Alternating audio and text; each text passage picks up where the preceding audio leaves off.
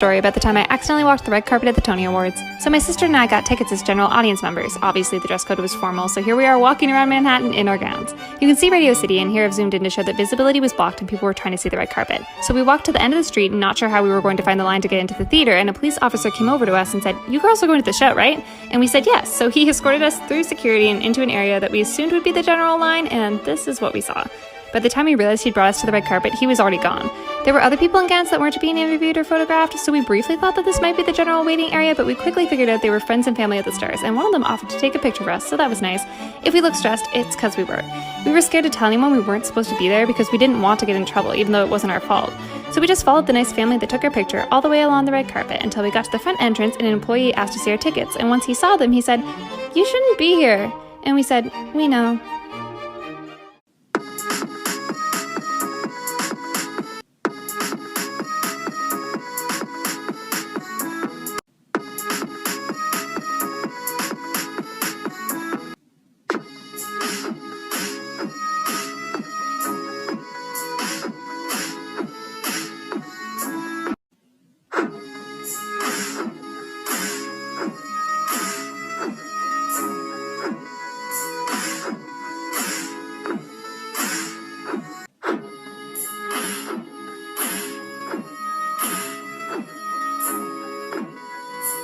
I seem to be shocked that people didn't always come the cleanest for their Brazilian wax, but I'm gonna really blow your mind with this one. The real reason I quit my waxing job. So I was waxing this lady's Brazilian. It was my first time seeing her, and every time you get a Brazilian wax, it includes the butt. So it came to the part where I was waxing her butt and I told her to lift her knees to her chest, and when she did, she farted directly on my arm and I felt a particle hit my arm. A dookie fleck. It was whatever, and I just finished up the wax and, told her she could get dressed. And whenever people would get dressed, we wouldn't leave the room. We would just turn around to give them their privacy. So I turn around, I'm like cleaning up my station, and I hear the paper on the bed ripping. I'm like, that's weird, that's my job to do it. So I turn around to see what she's doing, and this grown woman is holding a turd in her hand, and she's trying to wrap it up in the paper. She tried to throw it in my trash can, and I told her, "Ma'am, you gotta go flush that."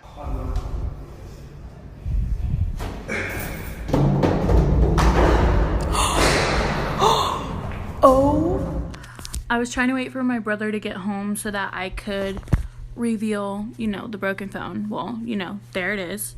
But he's probably not going to be home anytime soon, so I just decided that I'm going to show it. So here's the damaged phone.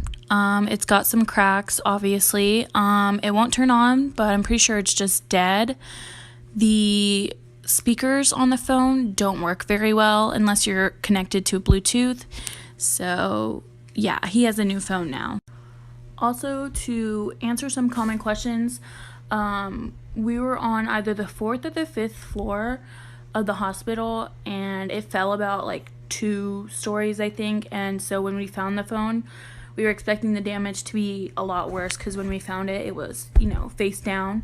But honestly, it's not too bad. We still have the phone. So yeah. Story time! Our freshman year of high school, we decided that it would be super funny if we switched classes for the whole day. Since we were new to the school, no one could tell us apart, especially our teachers. We planned out our day, we wore the same outfits and the same hair, and we gave each other our schedules. We went over everything we did in class. We kind of had different personalities, so she was more of the troublemaker and I was just kind of quiet in class. We ended up giving each other our backpacks, homework, and we switched IDs. So I walked into my first class and some of the kids started to notice that I wasn't Mackenzie except for the teacher, so I was good. My first block went really good too. No one really noticed at all, actually. So from 2nd block to 4th block, none of the teachers noticed that we switched classes. By lunchtime, pretty much all the students knew and everyone was talking about it. So after lunch, we were going into our 5th period class, and Malia didn't tell me, but she had a presentation due. I obviously wasn't prepared, and that's when my teacher noticed. I was just chilling in my class, and then my teacher got a phone call. Like for part 2! Part 2! So I'm just going to go into a little bit more detail about how my teacher found out I wasn't Malia. So this was a group project, and my group was helping me because they knew I was Mackenzie, not Malia. They told me exactly what to say. When our group was presenting, everything was going perfectly smooth, but then my teacher says in these exact words, "You're not Malia, are you?" At this point, I was like, I'm not going to deny it, she knows. So I was like, yeah, I'm Mackenzie. And then she called my teacher. The class I was in. So I was in her English class taking a test for her. And so my teacher gets a phone call and he picks it up and he goes, "Oh my gosh, you're right." So he hangs up the phone and he looks directly at me, and my heart's like pounding because I'm so scared to see what he's about to say. And then he says, "You're not Mackenzie, are you?" And I was like, "No." So I'm like freaking out because everyone's staring at me and I thought I was gonna get in trouble. And then he said, "You totally got me. I thought you were Mackenzie." And then he told me I was welcome back anytime, and I was like, "What?" Stay tuned for part 3, boos! Even though the English teacher was pretty chill about it, we still had to switch back because our other teacher was really mad. And they told the principal. So we were both walking back to our classes, and I walk in and everyone's staring at me and they start laughing, but my teacher was pissed. So I immediately apologized to my teacher because she was so mad, but she told me to have a seat and then we just went on with class. So I walked back into my class and everyone's just laughing hysterically. Then they started taking pictures of me and posting it on their Snapchat story. So for the rest of the day, we just went on with our normal schedules. So we went home and everything was fine. But then the next day... So we went to school and everything was quiet, everything was all good until 5th period again. So the dean comes in my class and I'm like freaking out because he looks at me and he goes, "Let's go to my office." So I'm sitting up in the office and he's like, "All right, I'm gonna go grab your sister." So once I got up to the office, we both had to write a paragraph about what happened and call our parents. We warned our parents the day before and they knew that they were gonna get a phone call. So long story short, we had Saturday school and it really sucked.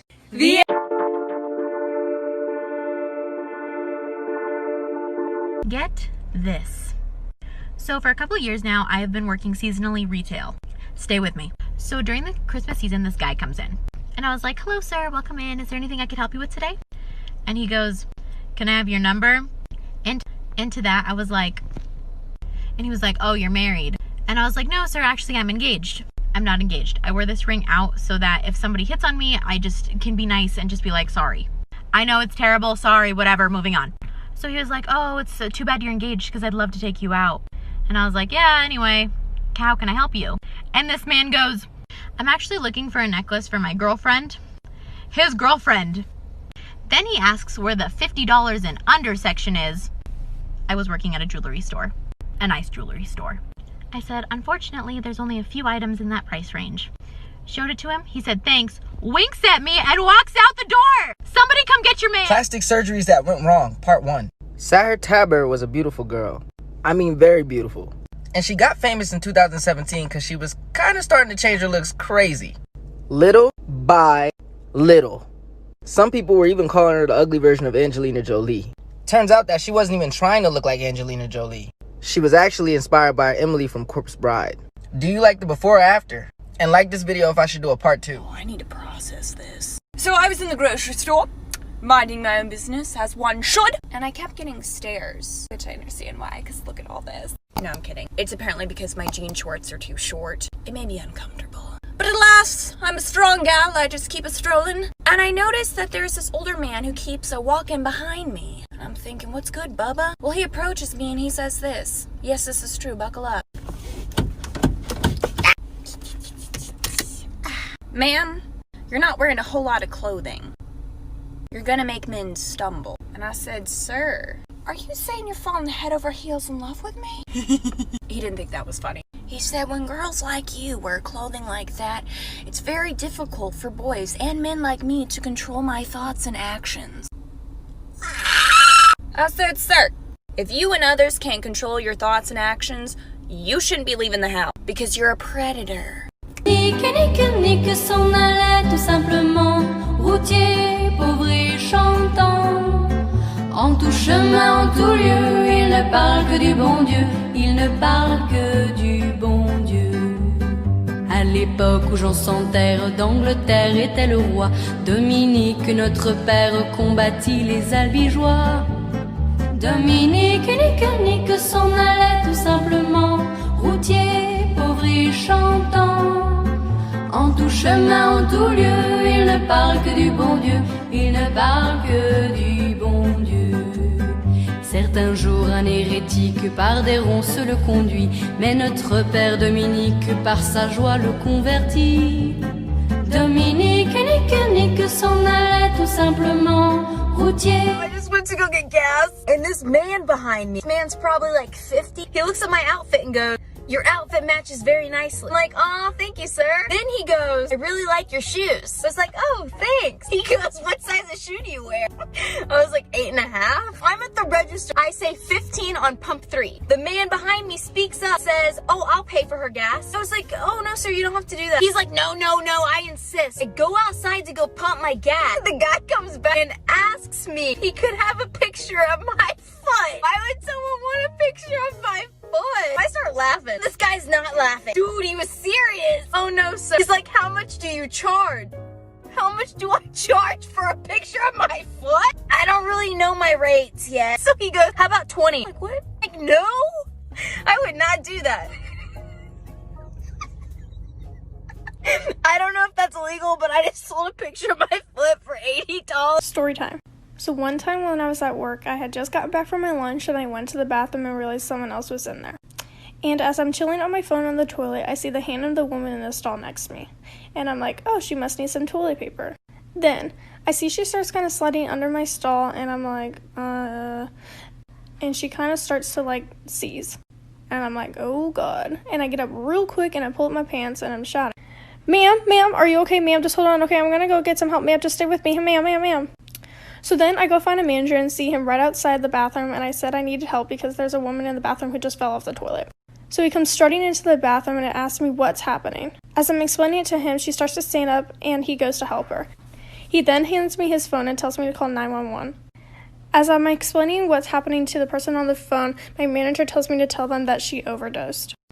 The lady then realizes what's happening and zooms out the door, and me and my 2 managers have to follow her out to the parking lot. I'll post part 2 of this blows up. Part 2 of the time I called 911 at work, and if you weren't here for part 1, here's what happened. I was at work and I went to the bathroom and a woman fell off the toilet in the stall next to me and started seizing. But it was because she OD'd and then she woke up and ran out the door. Me and my managers then had to follow her out the doors, and now here we are. The lady then gets in her car and starts to drive away very slowly and very badly.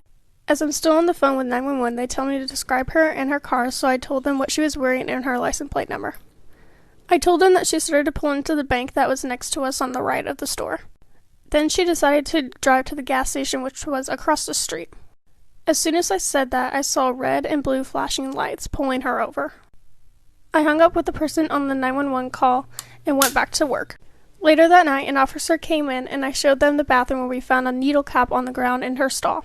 The officer then took my statement, and ever since, I've been scared to go to the bathroom at work.